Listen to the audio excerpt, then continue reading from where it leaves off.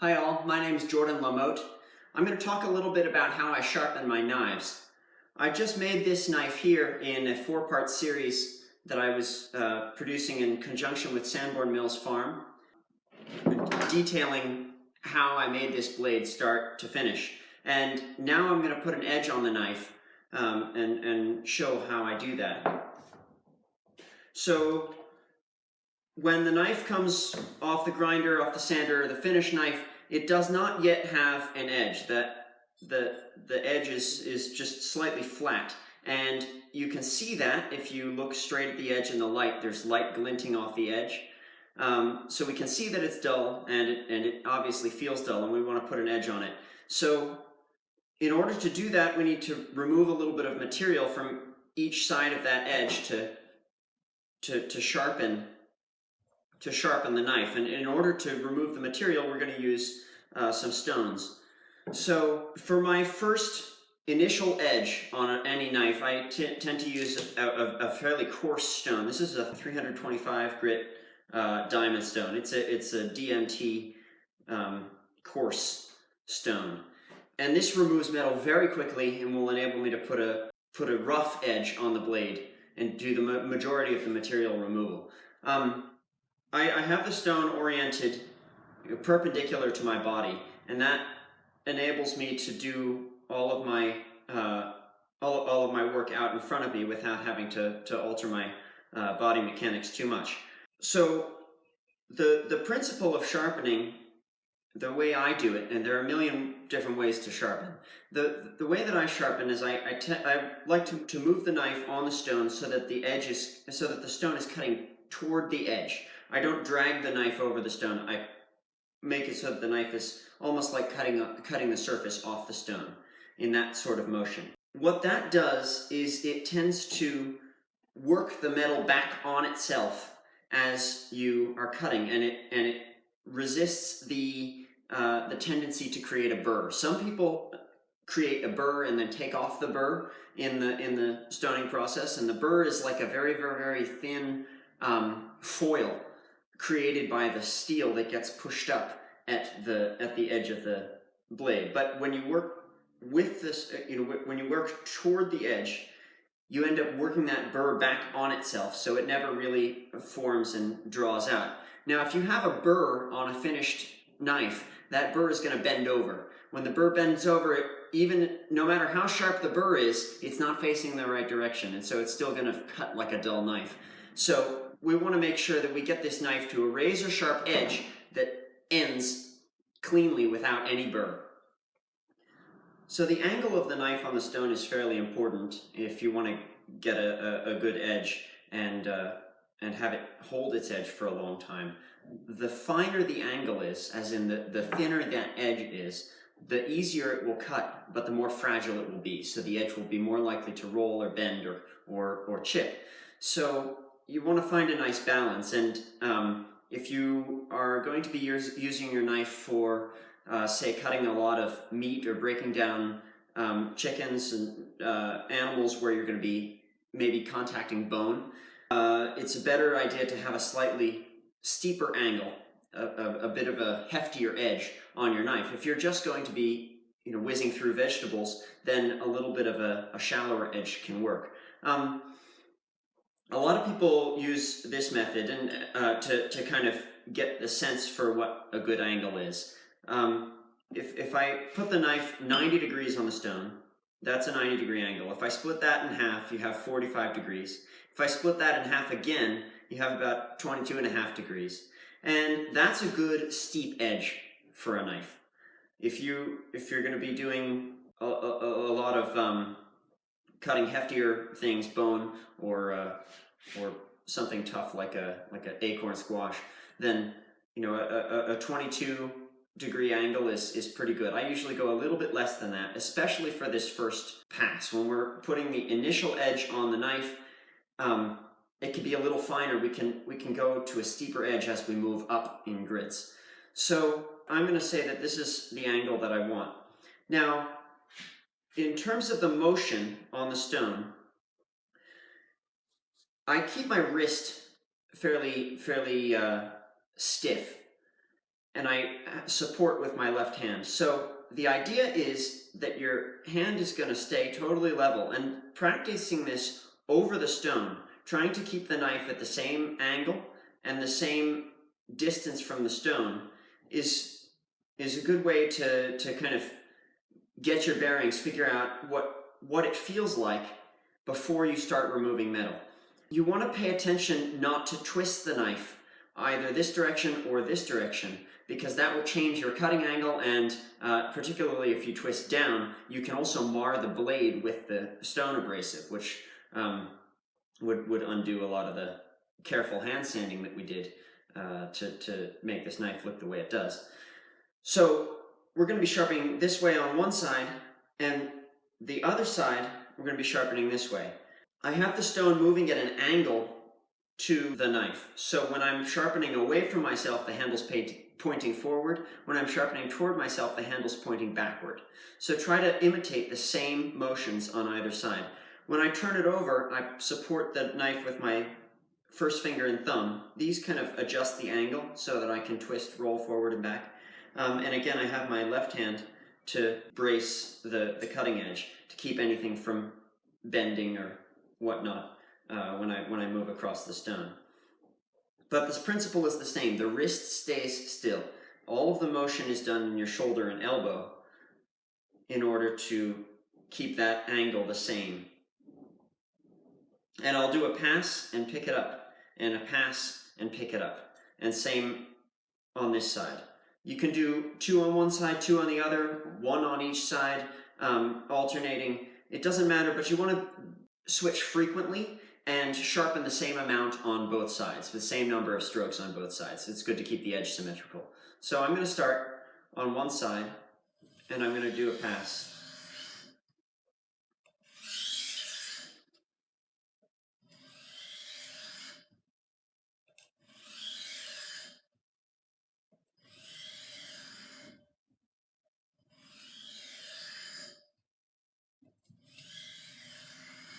Notice how the knife is staying at approximately the same angle the whole time.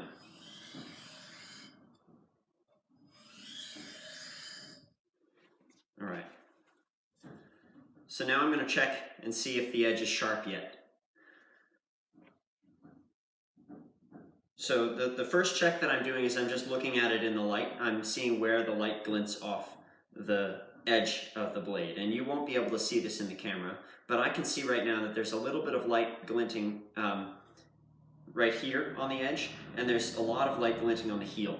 This happens pretty frequently with newly made knives that have not ever been sharpened. The heel tends to be dull because it's the thickest part of the edge. Typically the heel, there's not much supporting it, and so I leave the edge just a little bit thicker. And then when you're using the knife in the kitchen, if you have something really tough that you need to get through, you can put it closer to the heel and you have a little bit more meat behind the edge. The other test that I will do is I will drop the knife on my thumbnail, and if it sticks, then it's sharp. If it slides off, then it's dull. So this is exactly where I was seeing the bright spot earlier, and you notice if I drop it on my thumbnail, it drops, but here, it sticks.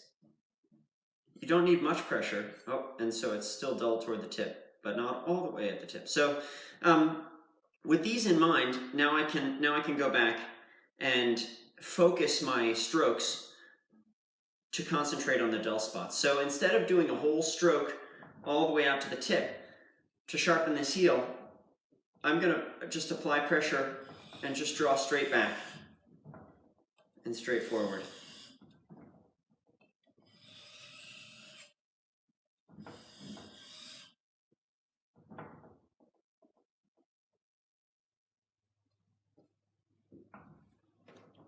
I keep my stones wet. For diamond stones, I use water with just a little tiny drop of soap, dish soap, and the dish soap breaks the surface tension so that it spreads out nicely over the stone.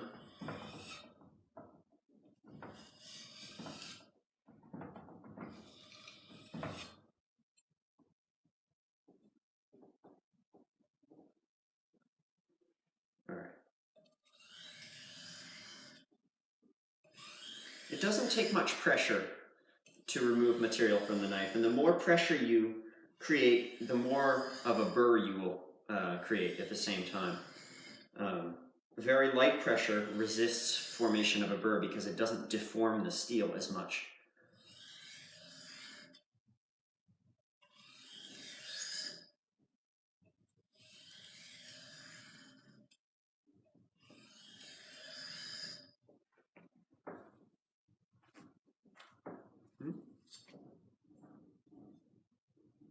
So I'm looking for light spots.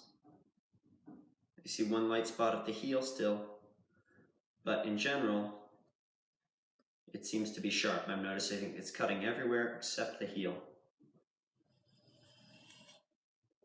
So just some light passes.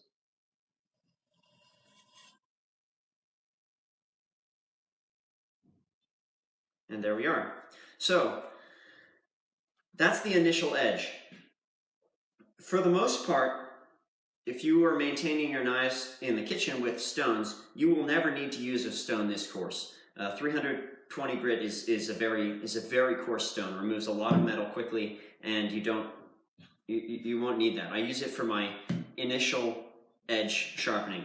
Now, if you have some knives that have been neglected for several years and are very visibly dull, then sometimes a coarse stone is what is called for. Most of the sharpening can be done with a finer stone, like 1000 grit or 1500. This is another diamond stone, a DMT extra fine, which is approximately 1200 grit, and that will give a really nice workable edge for the kitchen knife. So I'm going to do exactly the same motions as I did on this stone as I did on the coarser stone, trying to maintain the same angle, and now we're just polishing, so it shouldn't take long. Ooh. Except it's nice if your stone is slightly proud of the saddle. All right, here we go. You need your stone to be the highest portion of what you have of your setup. If the stone is, I just cut into my wedge inadvertently in that last pass.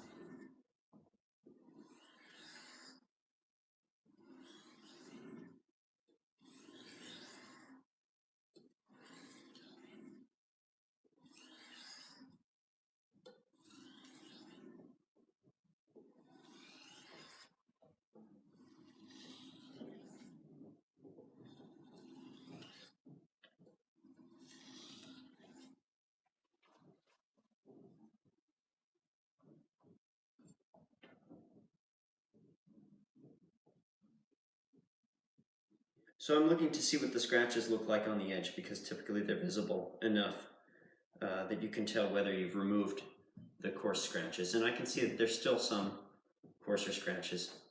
So I'm gonna do another several passes.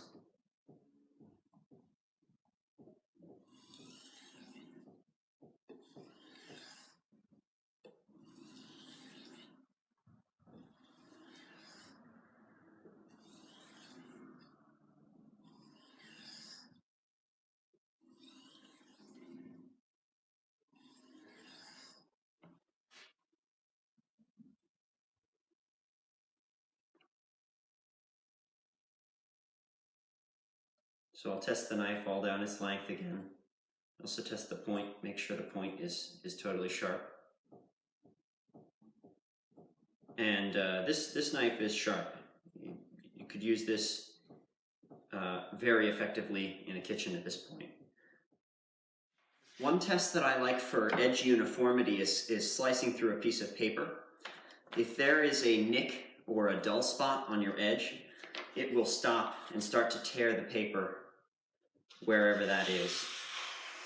But if you can cut all the way through, you know that the edge is good. So after the 1200 grit diamond stone, this knife is definitely ready to use. However, I like to take it one more step further with a natural waterstone. This is a Belgian Blue waterstone. It's about 4000 grit, so I hear. And essentially when you're sharpening, you're making little teeth on the edge of the blade. Every time there's a scratch made by the abrasive on the stone, it creates a little tooth, just a microscopic tooth in the edge, and those teeth help to cut. The smaller the teeth are, the less resistance you'll have to a point. If you polish it until there are almost no teeth, it actually doesn't really help very much for cooking purposes, because it doesn't bite into the food. But having fine teeth can be really, really nice, and a lot of people prefer it in the kitchen. So I'm just going to go one step further, one more stone. It doesn't take long to go from 1200 grit to 4000 grit, particularly with a fast cutting stone. And again, the motion is the same. We're going to try to find that exact same angle that we had and bring the knife forward across the stone. Again, find the angle, bring the knife forward across the stone. And you can do this quite a few times on each side to just give that edge a final polish. For the last couple strokes, I often go for a slightly higher angle.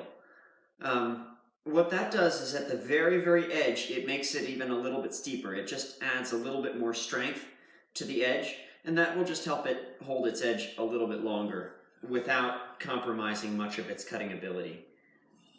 I'm using so little pressure on these last strokes, just letting the stone do the work.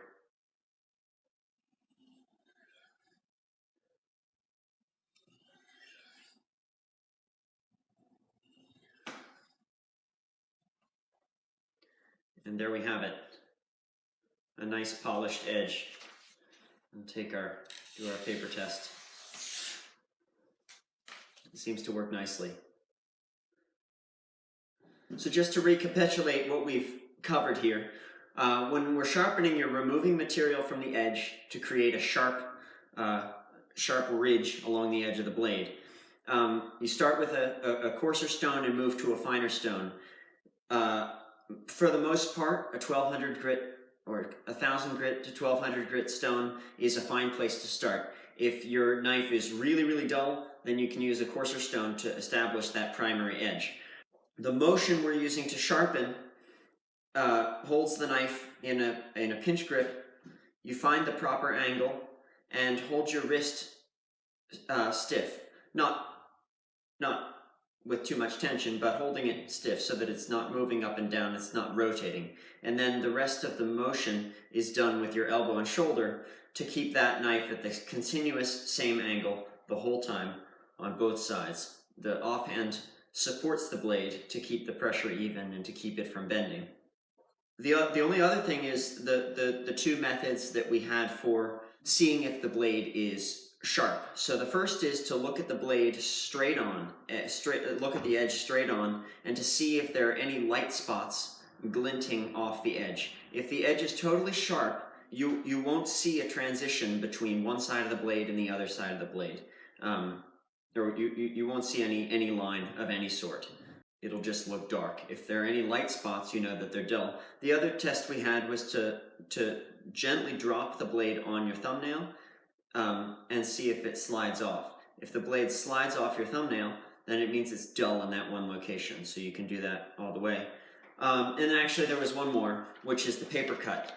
When you cut a piece of paper, and if the blade hangs up at any point, it means there's a dull spot in the edge.